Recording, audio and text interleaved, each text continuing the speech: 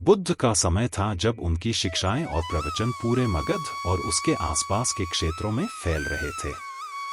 उनके शिष्यों में से एक, आनंद, हमेशा उनके साथ रहता और उनके ज्ञान के मोती एकत्रित करता। एक दिन आनंद ने बुद्ध से पूछा, गुरुदेव, बुद्धिमान लोग किस प्रकार अपने जीवन में संतुलन और शांति बनाए रखते हैं? क्या ऐसी कुछ बातें हैं जिन्हें वे दूसरों के साथ साझा नहीं करते?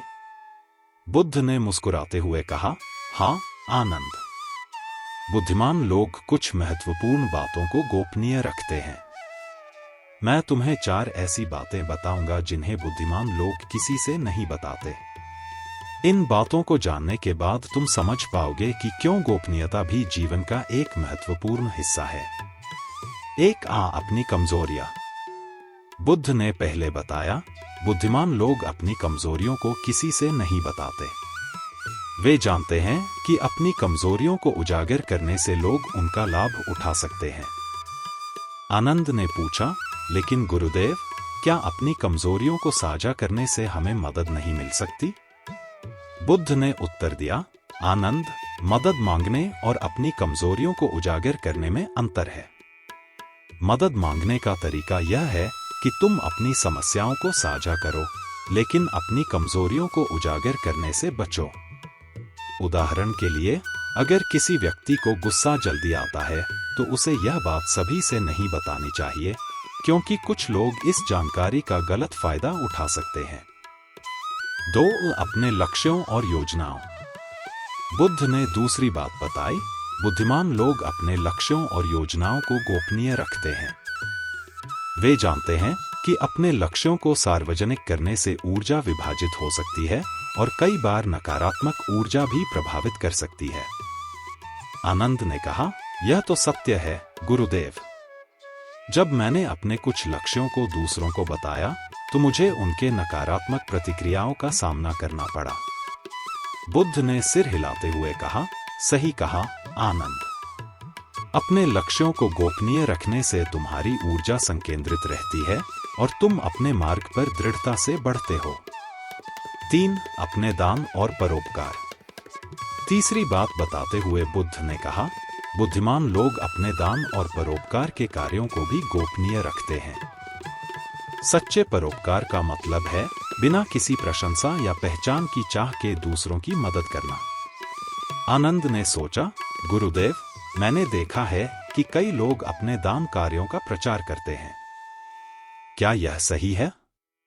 बुद्ध ने कहा, दान का असली मूल्य तब होता है जब वह निस्वार्थ और गोपनीय होता है।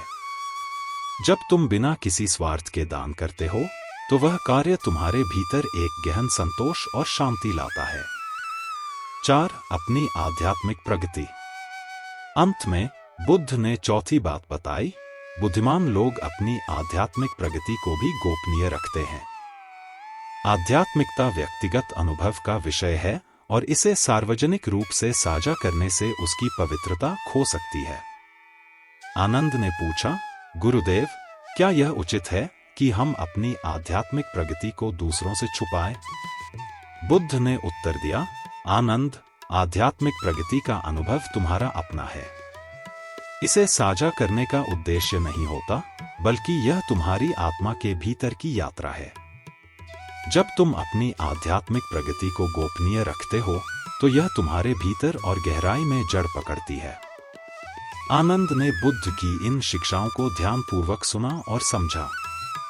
उसने सोचा, बुद्धिमान लोग अपनी कमजोरियों, लक्ष्यों, दान कार्यों और आध्यात्मिक प्रगति को गोपनीय रखकर अपने जीवन में संतुलन और शांति बनाए रखते हैं।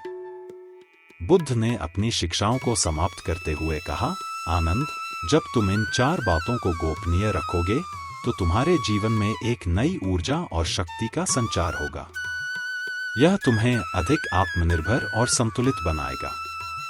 आनंद ने बुद्ध की बातों को अपने जीवन में लागू करने का संकल्प लिया और देखा कि धीरे धीरे उसकी आत्मा में एक नई शांति और स्थिरता आने लगी। उसने समझा कि गोपनीयता भी एक कला है जो जीवन को अधिक सरल और सुंदर बना सकती है। इस प्रकार बुद्ध की यह शिक्षा आज भी हमारे जीवन में महत्वपूर्ण है। यदि हम अपनी कमजोरियों, लक्ष्यों, दान कार्यों और आध्यात्मिक प्रगति को गोपनीय रखते हैं, तो हम अपने जीवन को अधिक संतुलित और शांतिपूर्ण बना सकते हैं। तो दोस्तों, यह कहानी हमें सिखाती है कि कुछ बातें हमें अपने तक ही सीमित रखनी चाहिए।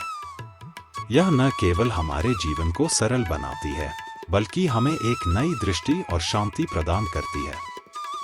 आशा है कि आप भी इन शिक्षाओं को अपने जीवन में अपनाकर एक संतुलित और शांतिपूर्ण जीवन जी सकेंगे।